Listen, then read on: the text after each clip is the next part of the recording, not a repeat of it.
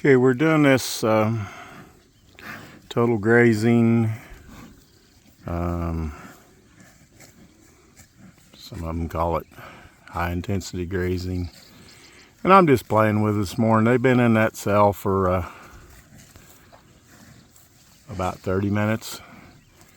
They've taken about half of it. And they went down and turned.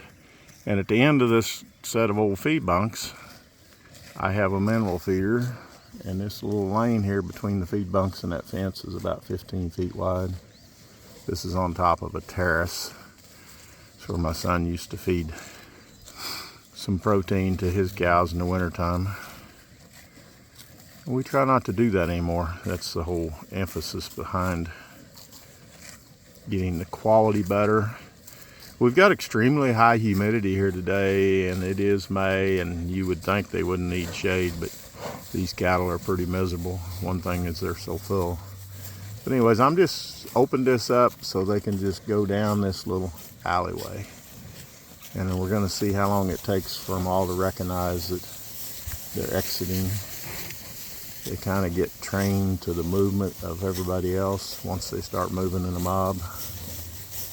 And you don't really have to call them. You just kind of open it up.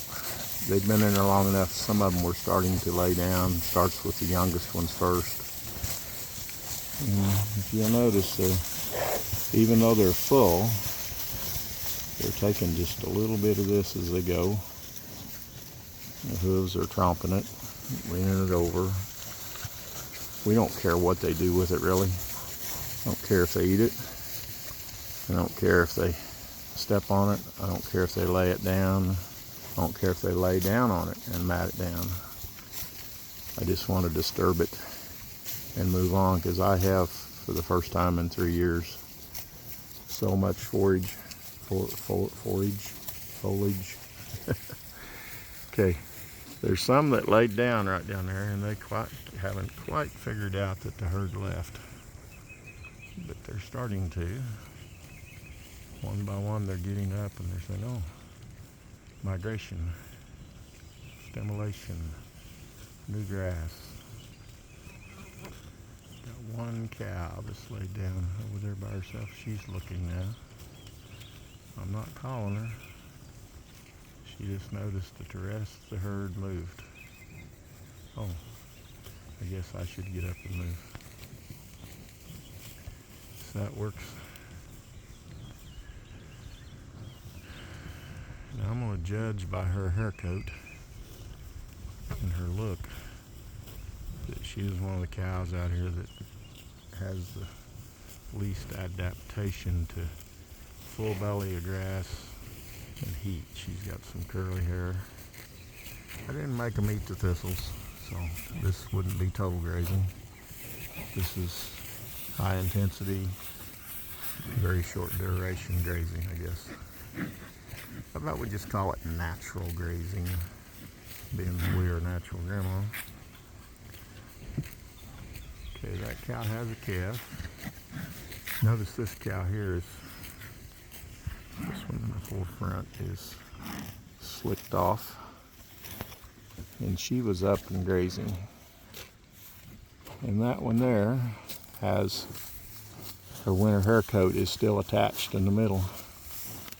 And that was making her uncomfortable, so she went and laid down in the mud and the water, which isn't hard to find.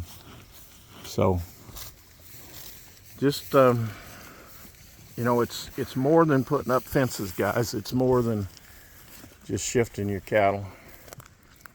You have to pay attention to your animals.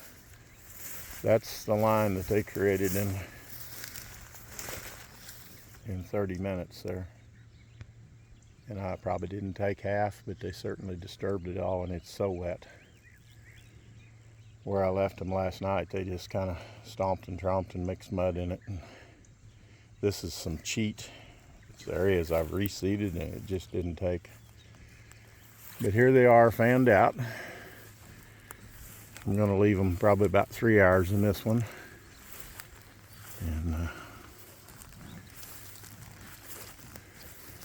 you know, Not any, quarter of a million pounds to the acre grazing or anything like that.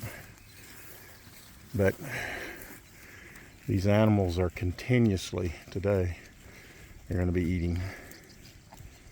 And that's where you push your gains up. You can total graze all you want and really change your environment and change your soil and change your microbe level and do all that. But if some of your cattle die from getting too hot, if your animal performance is not there, if you're seeing the ribs on your cattle and the thin bones, you better spin them up a little bit, speed them up. We're in the business of making beef.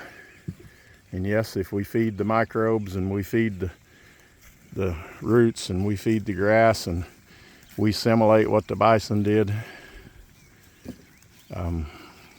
we really change the sword and all that.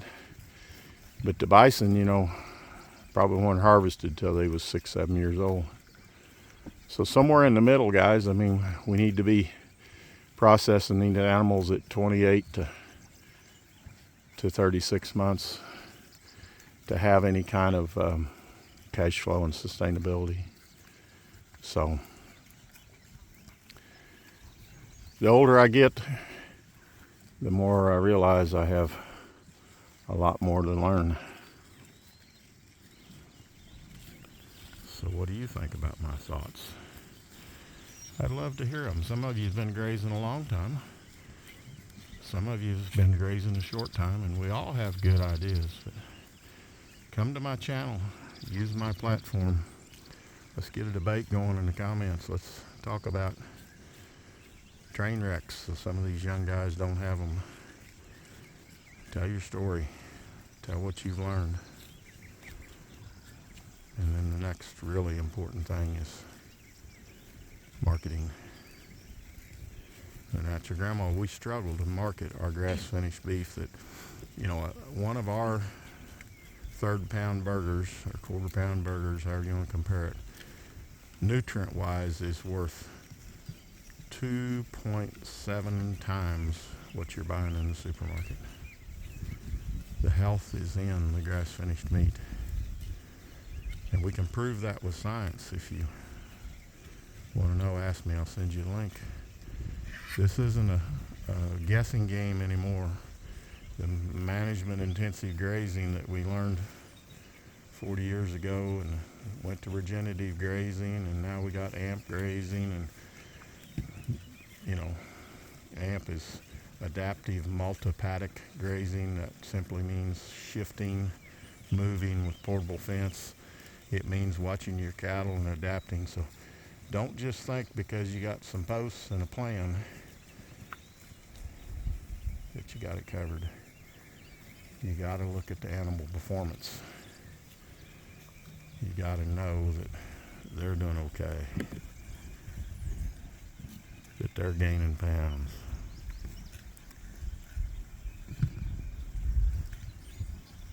Or we haven't gained anything, pun totally implied. Natural grandma, we also do the aluminum chicken tractors, aluminum goat tractors, aluminum sheep tractors, aluminum pig tractors, aluminum cattle tractors.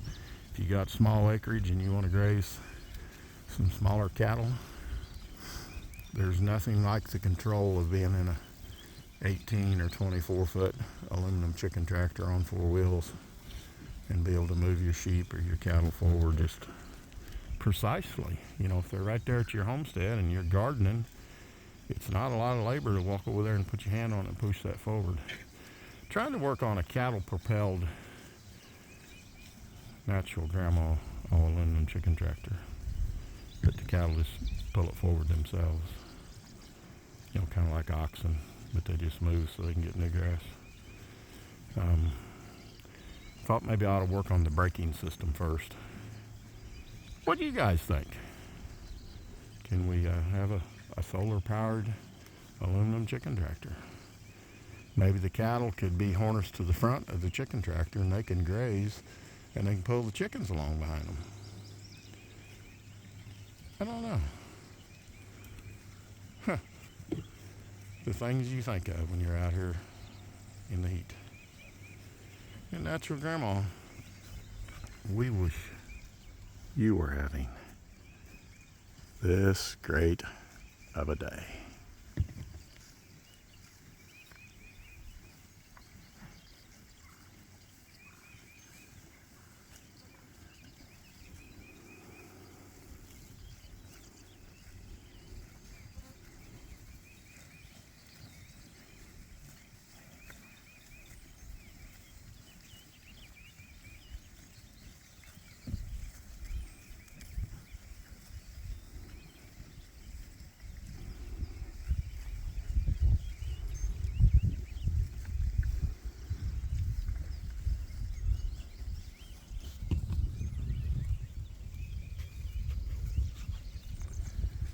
Just for you, Natural Grandma. I know your world's upside down. Most people don't watch it to the end. We watch ours on our TV. Watch this to the end and try it on your TV and see if it don't make you laugh a lot. Okay. Put your world back upright. Just because I love you. This is the end of the video where everybody else is already tuned out. So if you watch it to the end, just type the word upside down in the comments. We'll all know what you did. Good day.